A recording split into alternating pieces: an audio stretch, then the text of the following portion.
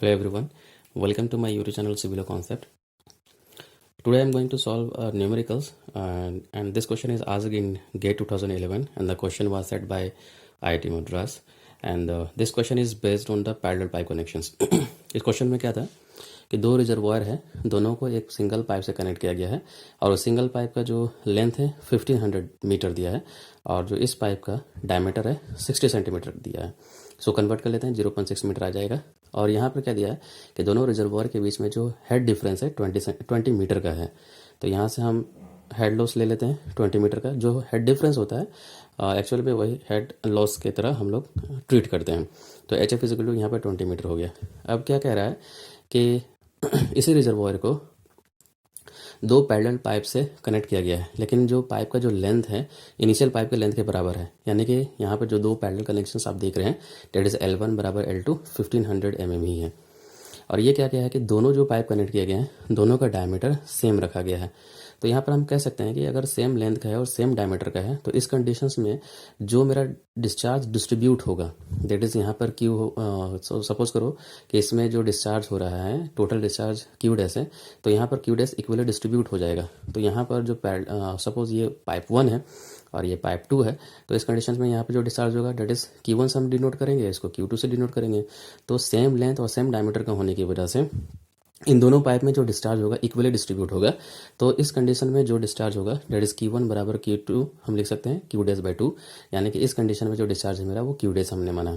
हाँ, और इस क्वेश्चन में जो भी यानी कि जो प्रीवियस जो केस था यानी कि जो सिंगल पाइप से हमने इसको कनेक्ट किए हुए थे तो उस कंडीशन में जो भी डिस्चार्ज निकल रहा है वो Q है. अब ये क्या कह रहा था कि यहाँ पर जब दो पैरेलल पाइप कनेक्शंस को आप ऐड किए हैं तो इस कंडीशन में मेरा जो डिस्चार्ज है प्रीवियस डिस्चार्ज से 25% इंक्रीज कर गया है. यानी इस कंडीशन में मेरा जो डिस्चार्ज है क्या हो जाएगा, 25% इंक्रीज किया हुआ यानी 1.25 times of the discharge date was in the previous case. यानी कि जो प्रीवियस केस का जो डिस्चार्ज क्यू था उसका ये 1.25 टाइम्स हो जाएगा. तो यहाँ से देखिए Q1 बराबर Q2 क्या जाएगा, Q डैश बाई 2 है और Q डैश यानी यहाँ पर कितना है 1.25 टाइम्स ऑफ द Q है. तो Q1 बराबर Q2 हम लिख सकते हैं 1.25 times of the Q by 2. तो यहाँ पर जो क्वेश्चन बेसिकली पूछा है कि ये जो दोनों आप पाइप यहाँ पर पैरेलली कनेक्ट किए हैं to increase the discharge by 25% length same रखते हुए, लेकिन डायमीटर आप इन दोनों पाइप का क्या प्रोवाइड करेंगे. हाँ, लेकिन दोनों पाइप का जो डायमीटर सेम है लेकिन इस डायमीटर को ही हमको कैलकुलेट करना है. तो चलिए देखते हैं.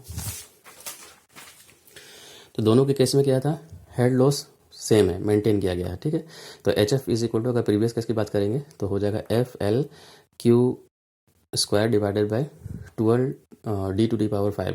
तो यहाँ वाला जो प्रीवियस वाला केस वाला हम लोग यहाँ पर रखेंगे, यानी एफ का जो वैल्यू है 20 है, एफ का जो वैल्यू है दोनों के केस में सिमिलर दिया गया है क्वेश्चंस में. तो एफ रहने दिए, लेंथ यहाँ पर 1500 मीटर है और क्यू स्क्वायर इसको ऐसे ही रहने दिए as it is divided by 12 into D to D power 5. यहाँ पर जो डायमीटर पुट करेंगे जो इनिशियल केस में यानी कि यहाँ पर जो डायमीटर दिया है वही रखेंगे यानी 60 सेंटीमीटर, जिसको कन्वर्ट किया 0.6 मीटर आया. तो ये वैल्यू हो गया. अब दूसरे केस में यहाँ पर ध्यान देना है. हम जानते हैं कि दो अगर पाइप को पैरेलली कनेक्ट करेंगे तो डिस्चार्ज डिस्ट्रीब्यूट हो जाता है, यानी कि दोनों में सेम डिस्चार्ज रहे. ये कोई ज़रूरी नहीं है, ये डिपेंड करता है कि आप किस लेंथ का कितना डायमीटर का पाइप यहाँ पर प्रोवाइड कर रहे हैं. यहाँ पर दोनों में क्या था, डायमीटर भी सेम है, लेंथ भी सेम है. इस कंडीशन में मेरा दोनों में जो डिस्चार्ज डिस्ट्रीब्यूट होगा इक्वली होगा.